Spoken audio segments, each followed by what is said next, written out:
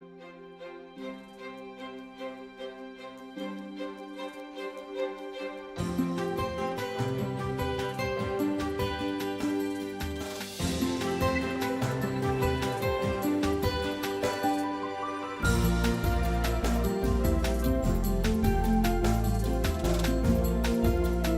morning, folks. This is Anne-Marie. This is the SPY video for Monday, September the 16th. Had a previous video, but due to the large gap up, not usable. So need to redo that. Sometimes that happens, unfortunately. So what have we got? We've got pre-market printing up here at 171.40. Right now, we've got it at 171.28. This is all the way up here at R4 of the prior trading day, so there is going to be some kind of gap fill event. And, you know, certainly this coiling over the last, since the 10th, which would have been last week Tuesday, certainly we can see that there was something building, but I did not expect this. So, what do we look at? Essentially, I am looking at this to fade. If it doesn't, which would be incredibly unusual, we would be looking at this next space. That would be the 172.15. Very, very big price action here. Incredibly large price action. So, that's pretty much it for us. I expect us to fade into the 170.74 area at the minimum, but more than likely 170.29 and 169.86. That is a very, very big spike, unusual.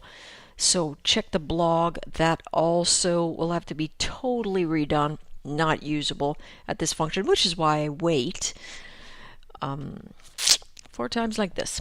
So let's take a look at the IWM. That one is, I think maybe that one has a few pre-market prints. At this juncture, yes, we're looking at 106.33. That's all the way up here. All the way up here, that is also a tremendously large gap. And these are things that we need to look at. Now, here's what we want to consider. What is most likely? If we are sitting up here currently, which is where this gap is taking us into, then we're going to estimate that what we're actually working with is this formation, which is the monthly pivot. That's going to give us 105.45 as a likely pullback. I am not sure this gap will fill today. It is a huge gap. It should fill eventually, but the prior gap still has a few pennies to fill by, and this just has not done. Same sort of thing. We do see this drifting down, but this morning when it opens up, it is going to spike very quickly. Right now, the last print is at 106.24. Actually, you don't even see anything on the ask right now in the active trader event, so I'm not really sure what we're going to see today. We could come into this peak also. So check the blog again for the ideal trading levels off of this pop. Very, very big one. These guys probably not as big in retrospect, because I think they are only coming in at 78.90. Yes, that is correct. Now, we do have this triggered long in the silver membership. Also in the SPY membership, actually I think it's in the gold, excuse me, and we definitely are looking for 78.80 as a target. It's up at 78.90. On the high, it's printing at 78.83, so we'll need to take some off when we get in this morning at the open. Now I do have 79.12. between R3 and R4 on the weekly. No, that would be the prior day's pivots. That is exactly what that is. So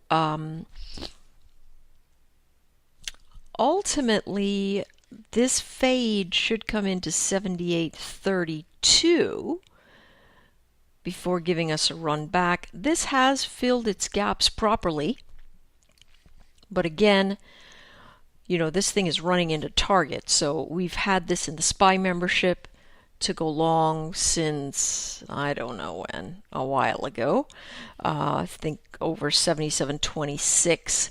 Now it's all the way up here at 78.80 something, and the target is 78.80. We know we need to peel some of that off at the open, and we'll see what goes, right? This is clearly one of those things we know we were waiting on it, didn't actually think it would gap up into that space, which makes trading a little bit difficult if we're waiting for the breakout or continuation. Now, we do know that for those of us that have been long in the swing, we've been just fine. But for those of us waiting for some additional kind of breakout, we did miss it. So, take some profit. It should fade. Looking for the fade into 78.50 and then 78.30. All right. Overall, we really can't do anything when these things gap like this. You can't jump in and go long. That's very unwise. You want to wait for it to come back, test the levels, and then move forward. That is the most ideal thing to do. Or if you are good at watching signals, you can take the counter trend trade into these support regions, which is essentially what we are going to do in the trading room today. All right, that's it, folks. Good luck trading.